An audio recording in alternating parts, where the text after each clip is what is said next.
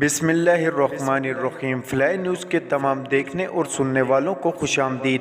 اگر آپ ہمارے چینل پر نئے ہیں تو سب سے پہلے چینل کو سبسکرائب کر دیں اور بیل آئیکن کو پریس کر دیں اور ہماری ویڈیو کو پورا دیکھیں تاکہ دنیا کی معلومات سے آپ باخبر رہ سکیں۔ آئے بڑھتے ہیں خبروں کی جانب۔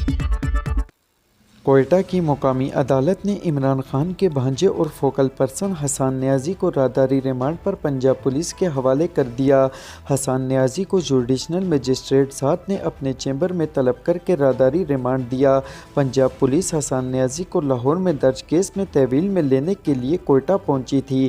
اس سے قبل حسان نیازی کو 3 MPO کے تحت ڈسٹرکٹ جیل کوئٹہ سے تھانہ صدر منتقل کیا گیا تھا۔ حسان نیازی کی جوڈیشنل مجسٹریٹ نے ضمانت منظور کی تھی۔ کوئٹہ میں گزشتہ دنوں احتجاج کرنے والے PTI کے گرفتار کارکنان نے دوران تفتیش کہا تھا کہ انہوں نے حسان نیازی کے کہنے پر احتجاج کیا تھا۔ وفاقی وزیر خواجہ سعد رفیق کا کہنا ہے کہ 2018 میں عمرانی حکومت مسلط نہ کی جاتی تو پاکستان دنیا کی ابھرتی معیشت بن گیا ہوتا۔ ایک بیان میں خواجہ سعد رفیق کا کہنا تھا کہ اقتدار کے لیے فاسٹ عمران خان شیطان سے بھی اطاعت کر لیتا ہے۔ عمران خان کی 4 سال کی حکمرانی نے معاشی بنیادیں بلا دی جس سے ملک کی سالمیت کو شدید خطرات لاحق ہو گئے۔ خواجہ سعد رفیق کا کہنا تھا کہ عمران خان حکومت نے اپنی نالائکی سے پاکستانیوں کو غیر ملکی قرضوں کے ریکارڈ بوجھ تلے دبا دیا۔ اسٹیبلشمنٹ کا سابقہ منظور نظر عمران خان اب اینٹی پاکستان طاقتوں کے لیے بطور مہر استعمال ہو رہا ہے۔ سابق صدر آصف علی زرداری کی طبیعت میں بہتری آنے لگی۔ ذرائع کے مطابق آصف علی زرداری کی چند روز قبل دبئی میں سرجری کی گئی۔ سابق صدر کے معالج ڈاکٹر عاصم حسین بھی ان کے ساتھ ہیں۔ ذرائع نے بتایا کہ آصف علی زرداری نے سرجری کی وجہ سے کچھ دن دبئی کے اسپتال میں گزارے اور اب ان کی طبیعت پہلے سے بہتر ہے۔ وفاقی وزیر اطلاعات مریم اورنگزیب کا کہنا ہے کہ عمران خان الیکشن نہیں پھر سے اپنی سلیکشن چاہتے ہیں۔ لاہور میں پریس کانفرنس کرتے ہوئے مریم اورنگزیب کا کہنا تھا کہ عمران خان عدالت کے کٹہرے اور جوابداری سے بچنا چاہتے ہیں۔ عدالت نہیں جانا، جلسہ کرنے مینار پاکستان جانا ہے۔ خوف کے بت توڑنے والوں نے بلٹ پروف کنٹینر میں خطاب کیا۔ مریم اورنگزیب کا کہنا تھا کہ عمران خان کا کوئی مسئلہ سیاسی نہیں، سارے مسئلے نفسیاتی ہیں۔ شیطانی عادت کے اوپر ملک کا آئین و قانون نہیں چل سکتا۔ وہ کون لوگ ہیں جو اس شخص پر یقین کرتے ہیں؟ کل لاہور کے لوگوں نے اسے مسترد کر دیا ہے۔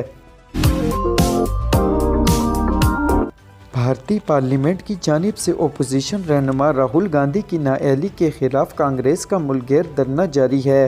بھارتی میڈیا کے مطابق دھرنے میں کانگریس کے صدر ملک ارجن اور party general secretary Priyanka Gandhi بھی موجود ہیں۔ رپورٹ کے مطابق تمام ریاستوں ضلعی ہیڈ کوارٹر میں گاندھی کے مجسمے کے سامنے 5 بجے تک دھرنا جاری رہے گا۔ دھرنے کے شرکاء کی جانب سے مودی سرکار کے خلاف نعرے بازی بھی کی جا رہی ہے۔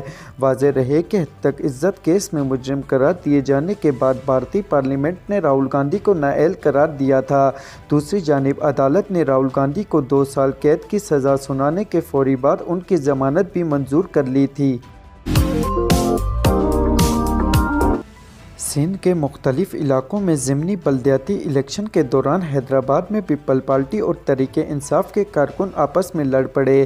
حیدرآباد، نواب شاہ، خیرپور، سکر، سانگر، جیکب آباد، لاڑکانہ اور بدین سمیت سندھ کے 15 اضلاع میں ضمنی بلدیاتی انتخابات کا عمل صبح 8 بجے سے شام 5 بجے تک جاری رہا۔ حیدرآباد میں UC 18 پر پولنگ کے دوران 2 گروہوں میں تصادم ہوا۔